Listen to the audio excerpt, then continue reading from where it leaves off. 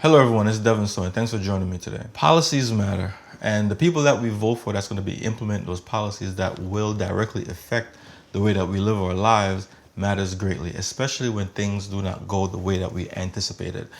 The reason why I'm saying this is because of all the things that's going on in the Palisades. As I watch the interviews, I think to myself, why would people in their right mind vote for these incompetent individuals? The reason I'm saying that is because all the things that are happening right now in the Palisades could have been mitigated or avoided entirely.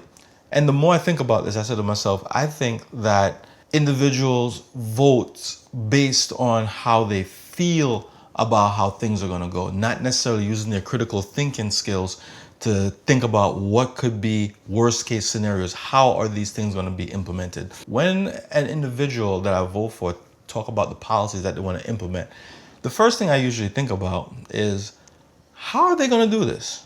Is this even feasible? Most individuals do not think about the unintended results of the policies that they vote for. As I watched the interviews, one thing in particular stood out. There's a young lady that had ran up to Governor Gavin Newsom, and she was saying that, will this happen again? Governor, please tell me, what are you going to do with the president right now? We're getting the resources to help rebuild. Why was there no water in the hydrants, Governor? That's all literally. Is it going to be different next time? It has to be. And I'm thinking to myself, why would she even say, will this happen again next time? Will there be a next time? And I'm thinking, you're willing to give this guy another chance? Because that's basically what she's insinuating, that yes, he messed up, but is this gonna happen again? I wish that she had waited for him to answer the question without her interrupting and giving him a way out, because I don't think that he had a reasonable response for her in that particular interaction. There's a developer, Rick Caruso, that he owns the Palisades Mall, and he's a developer, and he also ran in 2022 in order to become mayor, and Karen Bass won over him in that particular election, meaning, of course, the people voted for Karen Bass. This particular man was saying how and what he can do in order to mitigate the fires in San Francisco, because this is a yearly occurrence. And it's surprising that come 2025, his mall was saved because of how he built the mall, and he rented out a private company to come along and hose the place down, because he knew that the fires were coming, and his infrastructures were all saved because of this. And I'm thinking, how can somebody that can do so much pre-planning, how could he have possibly lost to Karen Bass? And I just don't understand it. I think that majority of people voted for Karen Bass because of their feelings. I don't think majority of people voted for Karen Bass based on the facts and how she was able, or she was going to be able, to implement the things that she spoke about. What we got to remember about making decisions with our feelings is that many times what feels good now will hurt later on. There's so much things that went wrong in this particular situation. That's why I'm saying that policies do matter. We have to be careful about who we're voting for. I do think that majority of the people that's in San Francisco right now, they are going to continue to vote the way that they do because of their ideologies. Even though this is a catastrophic thing, I don't think things are really going to start affecting these individuals to where they make decisions differently, especially when it comes to voting and who it is that they select in these processes to represent them. Some of the things that could possibly go wrong right now in California, as I think about it from an economic perspective, they said that 75% of the individuals within this area of San Francisco do not have fire insurance. So let's think about this for a second. Many of the people are probably just regular citizens with regular 9 to 5s. They're not necessarily millionaires. So let's say they got their houses inherited, that they inherited the properties that they have, right? So they might own property that's worth over $3-4 million, but they don't make enough money to necessarily buy a property for 3-4 million. They don't have fire protection. So what can possibly happen now is that these individuals are going to lose out, because insurance company, they say the insurance company, instead of giving them the 4 or 5 million or whatever the case might be, they say insurance company said, listen, we could only cover you up to 2 million or 1 million. How are they going to possibly be able to fix the houses that they currently have? Many of those people are going to get pushed out of the areas that they live in, because this is, think of it from a mindset of somebody who probably has the resources to build back and build better or whatever the case might be. They're going to just say, listen, your insurance is giving you $2 million to fix your house and you can't fix it. Okay, I'm going to offer you 2.5, right? Most people would probably say, all right, no problem. They take the 2.5 and they'll go somewhere else to live. And those people are now going to be moving to different areas. You might say, oh, I don't care. But a lot of people care about gentrification. And let's just think about it. Most people don't have $2 million or $5 million, right? And let's just say these individuals that can't live in the Palisades, now they say, all right, no problem. I'm gonna take the 2.5 from my neighbor or this individual that live in the community, because they're giving me more than what the insurance company is offering me, and I can't build here anyway. So I'm just gonna move into a neighborhood close by that I can buy outright. And you might say, oh, whatever, you don't care. But just imagine 50,000 people doing that in a neighborhood near you. These individuals are going to buy up the area, and then people are going to complain and say that, oh my God, I'm being pushed out of my neighborhood due to gentrification. But it's not just gentrification, it's policies.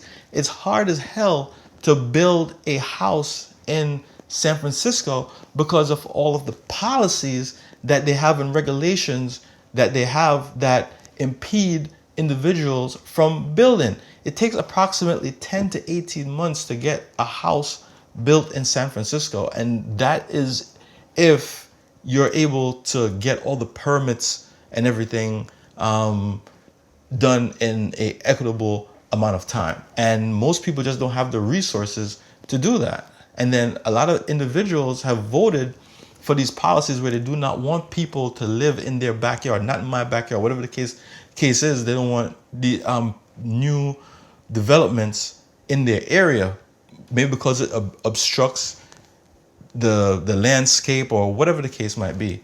And these things are going to become a big impediment for those that are trying to rebuild in San Francisco. And some of those people that it's going to impede upon are the same people that have implemented these policies or voted for these policies. I'm curious to see what is going to happen within the next year to 2 years of how they're going to make this whole thing develop. San Francisco is very big on the environment, right? And just think about it. A lot of these whole houses are old. They have lead.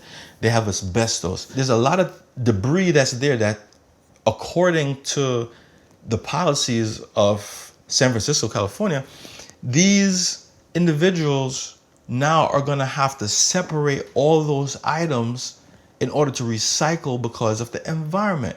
How long is that going to take to clean up these areas if you're going to do it that way? The only way that the Palisades area, San Francisco, is going to be able to rebuild in a timely fashion is if they get rid of majority of the regulations. The only way that I see California rebuilding in a timely fashion is if they were supposed to reduce some of the regulations. In order for this area to build back in a timely fashion and in a fashion where people can actually afford, they'd have to get rid of the California Environmental Quality Act. Because if you ever get a chance to look at it, I'm gonna put the link at below. If you ever get a chance to look at it, there's so much things that you have to abide by in order to build.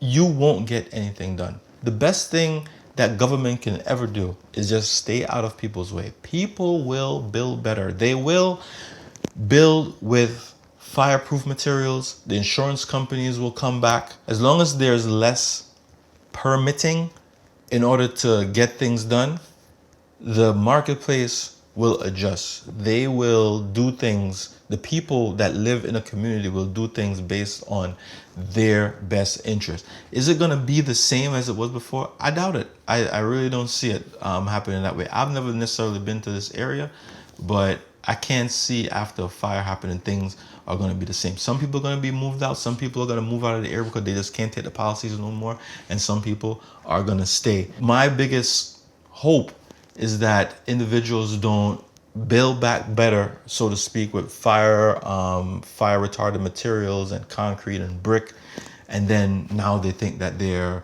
invincible and continue to vote the same way that they were voting before, and implement the same policies that they were voting for before, because catastrophe can happen more than once. I think that there should be some kind of tax incentive for individuals that live in these areas to build. That way, they can offset the cost of what it is, and they can speed up the process. It gives them an incentive to build back in these areas. Some regulation is necessary, but if you ever were supposed to look at the California Environmental Act, you would see how ridiculous it is when it comes to getting anything done. And because of this, a lot of people can sue individuals, because you can always find a reason in there to hinder someone from building something in your neighborhood. There's a lot of green space in California. There's a lot of place to build in California. But because of regulations and policies, individuals do not get the opportunity to build there. Another thing to think about, how are you going to be able to get a loan to build a house if you cannot get insurance for fire in these areas? Because who in their right mind is going to give somebody a loan for $1 million or $2 million and they can't get home fire insurance? No insurance company is going to do that. So basically, think about how you're voting. Let me know in the comment section how you vote. What do you think about when you're voting for someone? Or how do you go about the whole voting process? Do you vote based on your feelings? Do you think critically about all the things that the person is saying that they're going to be able to implement and enforce? Do you go by the person's track record? Is the person a business-oriented person that you're voting for? Is the person just a person from the community that you think will do an exceptional job because of whatever ideologies that the person might have? Let me know in the comments. Until next time, peace.